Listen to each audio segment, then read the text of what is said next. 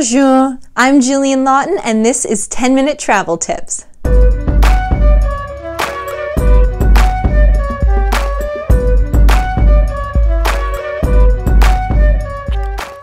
Today I'm coming to you from nowhere because it's COVID and I can't travel.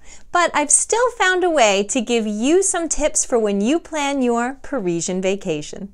I went to Paris for my honeymoon, so I didn't make a video, but I figure I can give you some tips in more of a slideshow format. You'll be doing a lot of walking, a lot of eating, and an array of activities that may require you to dress formally, athletically, conservatively, or somewhere in between, so pack accordingly. I highly recommend going between May and September when the weather is warm because you are going to be outside majority of the time.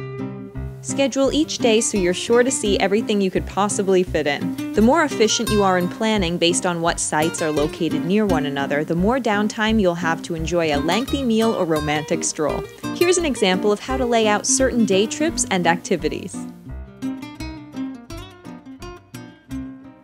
The Seine River acts as a main artery running through Paris that you can plan your adventures around. Use one of the many scenic boat rides on the river to get spectacular views of the scenery. These boats stop at all the major landmarks around the river and can act almost as a taxi service for you. A couple of euros will get you all-day access to one of the boats, and you can get on and off as many times as you like. While the walk from the Eiffel Tower to Notre Dame is lovely, you could save some time and energy by taking a boat ride.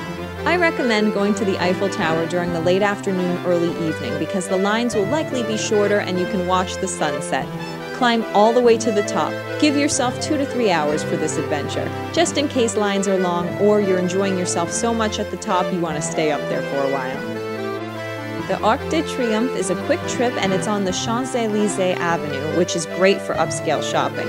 Allow yourself 15 minutes once you get to the landmark to take pictures and walk around it.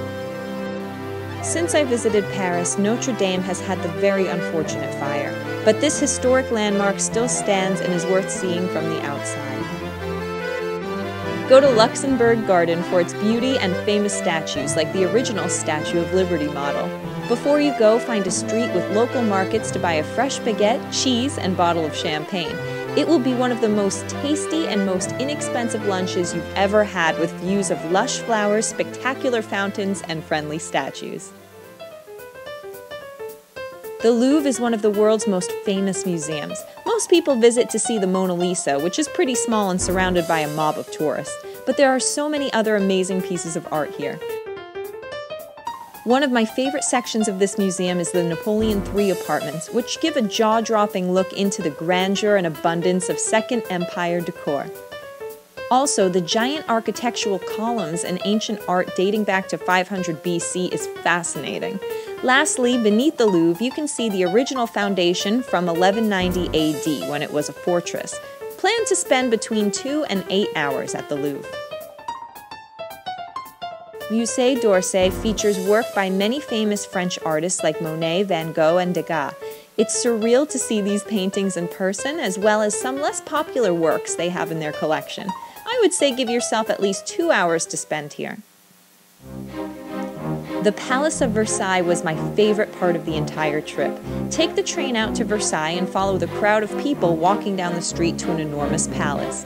While you wait in line, you'll marvel at the size and beauty of the palace's exterior. Just wait until you enter. Give yourself 1 to 2 hours exploring the interior. Wear the headphones that give you the guided tour. Even if you find history boring, this tour is extremely fascinating.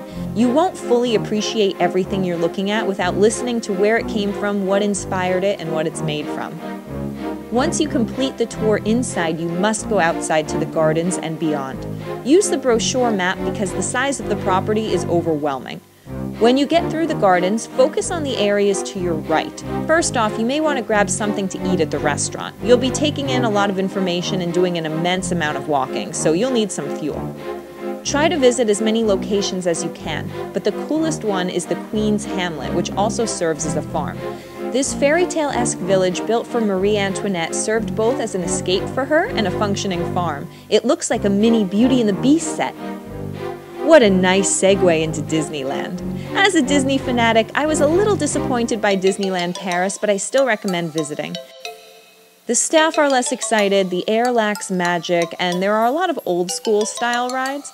It is cool to see a different take on the Haunted Mansion and the dragon below Sleeping Beauty's castle, but overall I was ready to leave after 2 or 3 hours. The train ride is a little quicker than Versailles.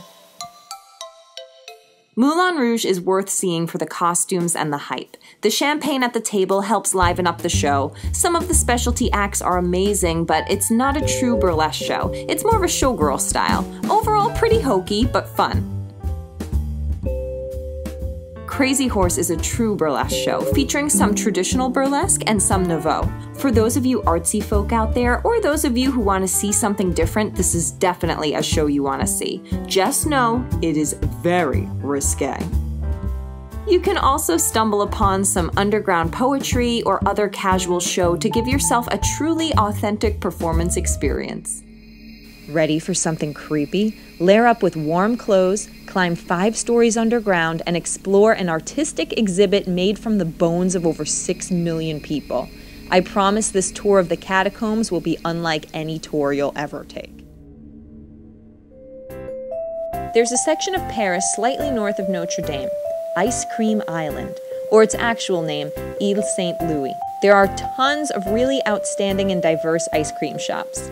Bertillon is said to be the best.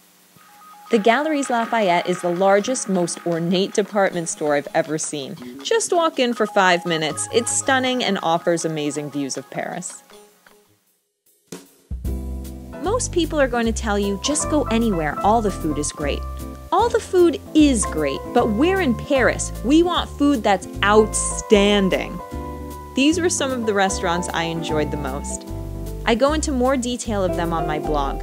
Overall, stay away from places that are touristy, like the restaurant at the Eiffel Tower, and go where the locals go.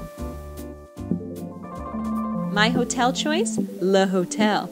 And what an easy name to remember.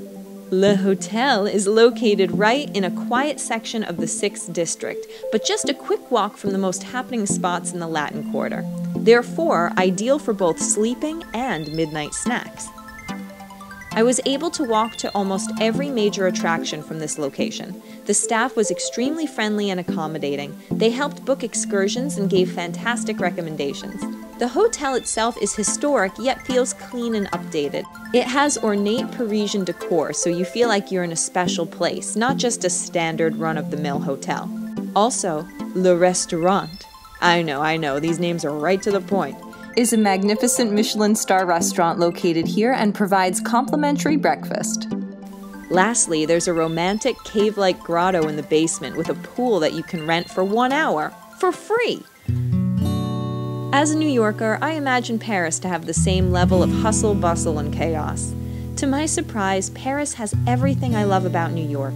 Delicious food, vibrance, convenience, history, art, and culture, paired with a laid-back European attitude. To experience the vivaciousness of a city without feeling like I'm late, bothering someone, or have to run somewhere was incredible.